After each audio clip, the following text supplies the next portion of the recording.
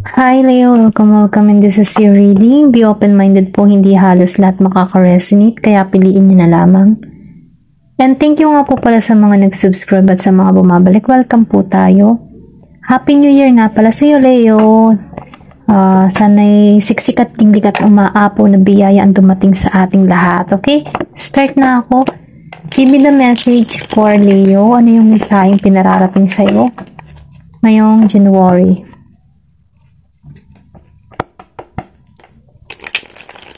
Give me the message for Leo.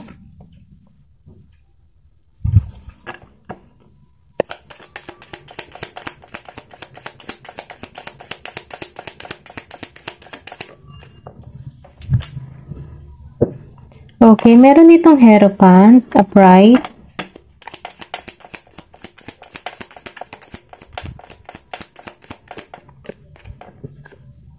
Meron ditong the High Priestess, upright.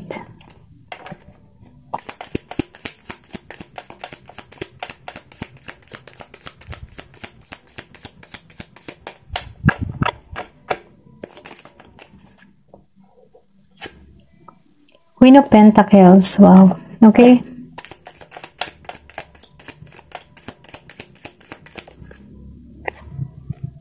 Six of Pentacles.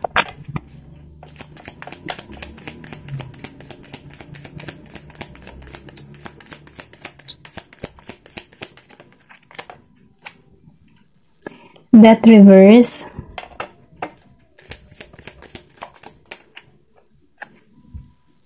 Seven of Swords.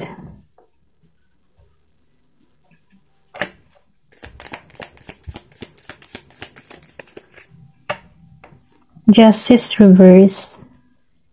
And Seven of Cups reverse.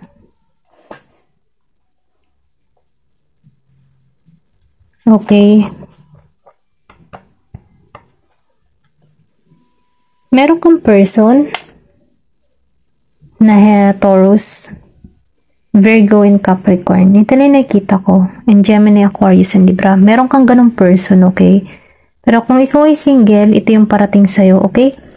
Kasi more nakikita ko dito love reading, okay? Nafe-feel ko dito, no, sa The Hierophant and the High Priestess.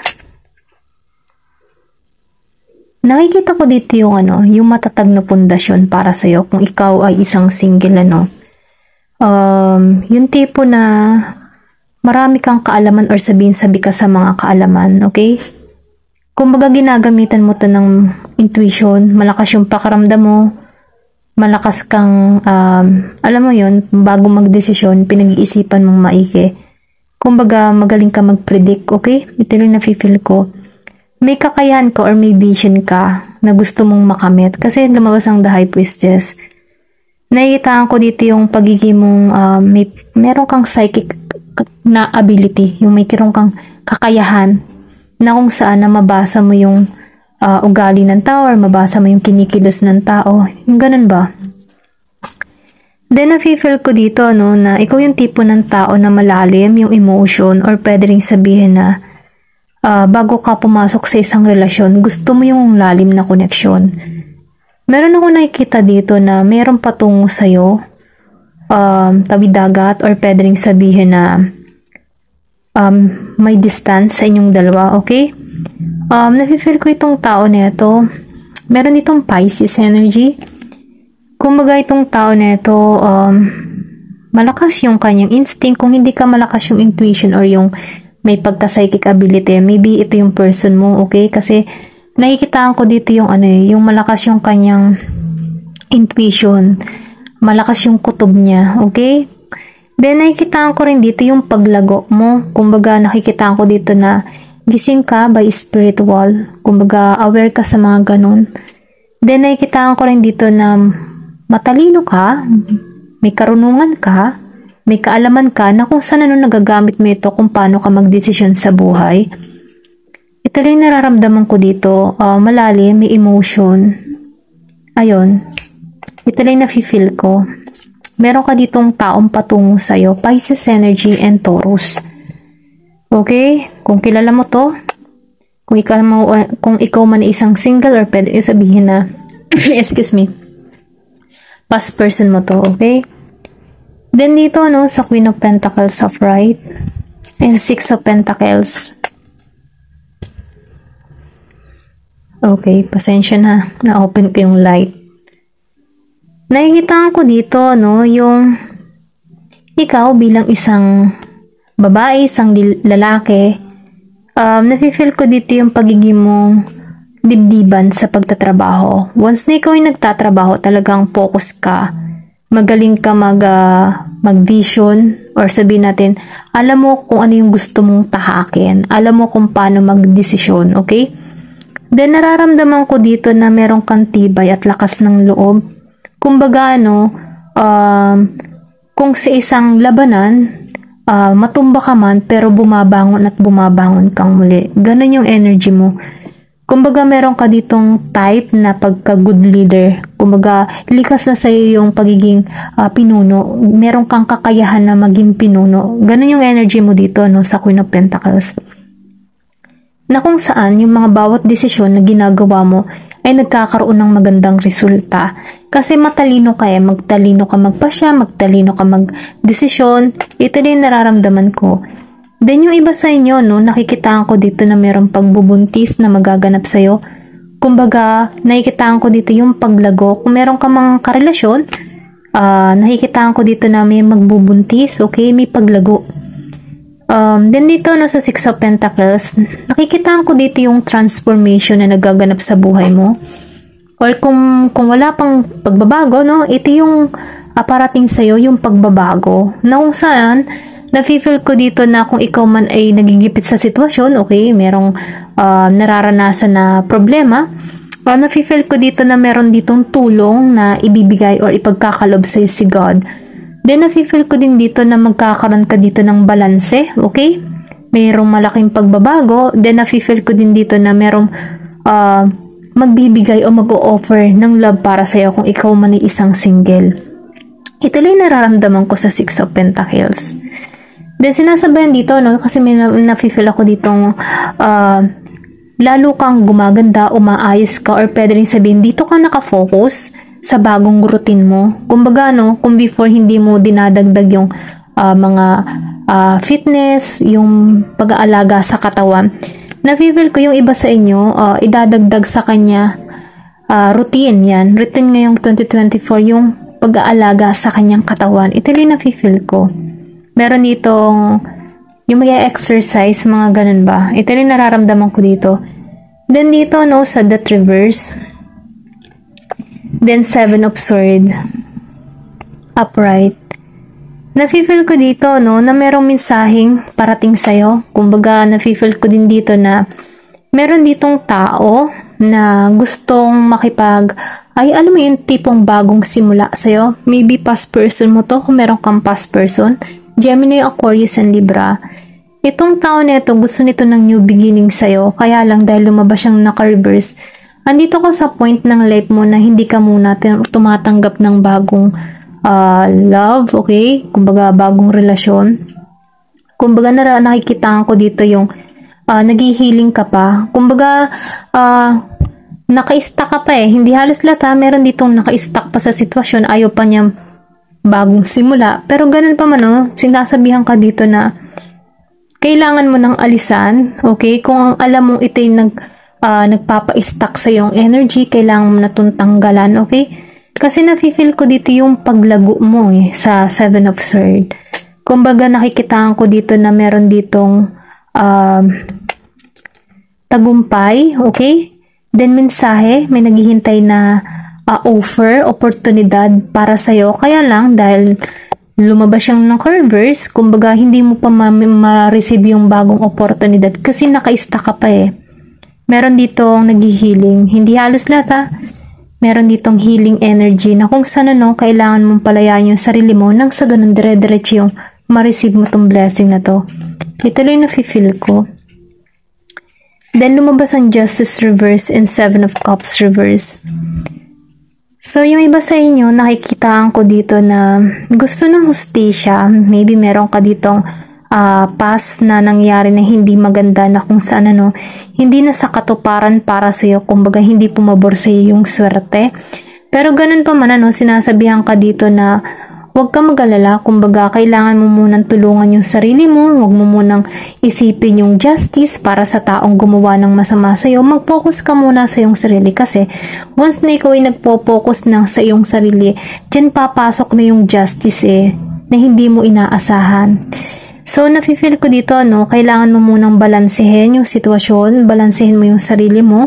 Then, kung meron man nangyari sa iyo na hindi maganda in the past na kung saan humahanap ka ng hustisya para sa iyo, sinasabihan ka dito na mag-focus ka muna sa iyong paglago, okay? Kasi once na nag-focus ka sa iyong paglago, dyan napapasok yung justice at yung mga pangarap na parating. Kumbaga, once na nade-develop mo yung sarili mo, mag-focus ka sa paglago mo, dyan napapasok yung mga blessing parating sa iyo. Kumbaga, nakikitaan ko dito, naka-stack ka So, sinasabihan ka dito na kailangan mong palayain yung sarili mo. Okay? Hindi halos lahat ha. Yung iba sa inyo, ganito yung sitwasyon. Kumbaga, naka-stuck sa sitwasyon. Hindi pa tanggap yung katotohanan, pero sinasabihan ka dito na kailangang alisan to. Kasi yung justice ay darating yan in the right time. Okay? Ito rin ang mensahe para sa'yo. Tingnan pa natin kung ano pa yung gustong sabihin sa'yo. Give me the message for Leo. Ano pa yung mensahe para kay Leo?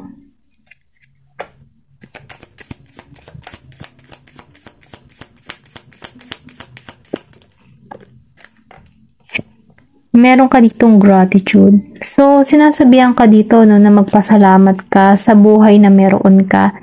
Kahit marami kang experience na naranasan, masakit man o maganda, ipagpasalamat mo ito dahil yan ay may mga benepisyo kung bakit mo nararanasan ito.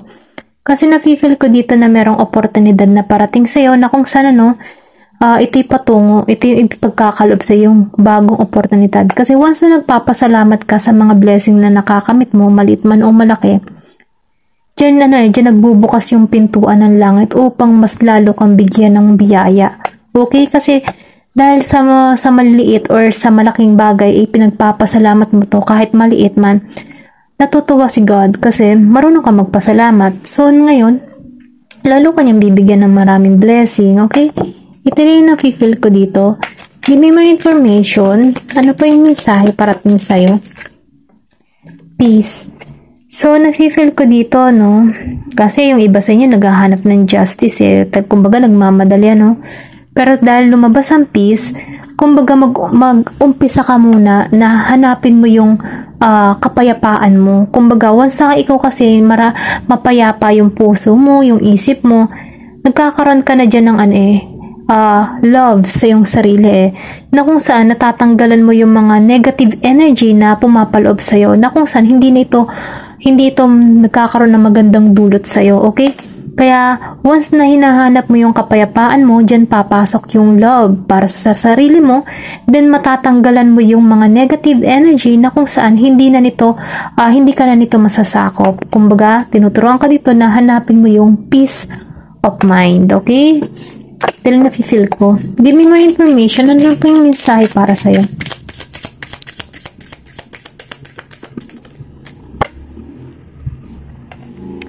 Judgment. So, na-feel ko dito, once na naunawaan mo na yung sitwasyon mo, natanggap mo na yung sitwasyon mo, kasi nakikitaan ko dito na hindi halos lahat pare-pareho ang panghuhusga ng kapwa. Kumbaga, may kanya-kanya tayong paraan para manghusga ng ating kapwa. Ngunit, yung ating panghusga ay meron niyang consequence na kaagibat. Kumbaga, sinasabihan ka dito na unawain mo muna yung sitwasyon bago manghusga ng ating kapwa. Kasi, alam mo yun, yung tipo na yan yung paraan para sa mga pagsubok natin sa buhay, kung ano yung tatahakin natin. Kaya sinasabihan ka dito na I think nauunawaan mo na yung sitwasyon mo, okay? Or mauunawaan mo yung sitwasyon mo kung paano humusga, Kasi nakikitaan ko dito na meron ditong kanya-kanya tayong unique way kung paano tayo humusga sa ating kapwa, okay? Kumbaga ito yung challenge Ayan, ito lang yung nakikita ko dito sa judgment. Tingnan pa natin kung ano pa yung mensahe para sa'yo.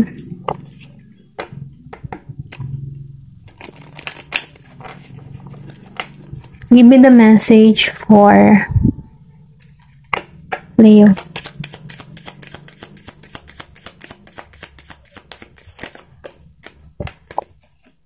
Meron ditong familiar. So, nafe-feel ko dito yung listen and learn. Kumbaga, no, sa pagiging familiar mo, natututo ka na at nakikinig ka na. Kasi once natututo ka na, dyan mo mauunawaan eh. Okay? Kung nakikinig ka, maunawaan mo yung sitwasyon. Kumbaga, nagiging aware ka na. Kasi naranasan mo na itong mga ganitong bagay, kaya nagiging aware ka na sa sitwasyon. Ito yung nafe-feel ko sa familiar. Kaya mainam no? Makinig, then matuto sa mga lesson na naranasan natin in the past na kung saan na nagkakaroon tayo ng benepisyo dyan para mas lalo tayong lumago bilang isang individual. Give me more information. Ano pa yung mensahe para sa'yo? Kasi nakikita ko dito yung pusa. So, sundin mo yung inner guidance mo, sundin mo yung intuition mo bago tayo humusga sa ating kapwa. Give me more information.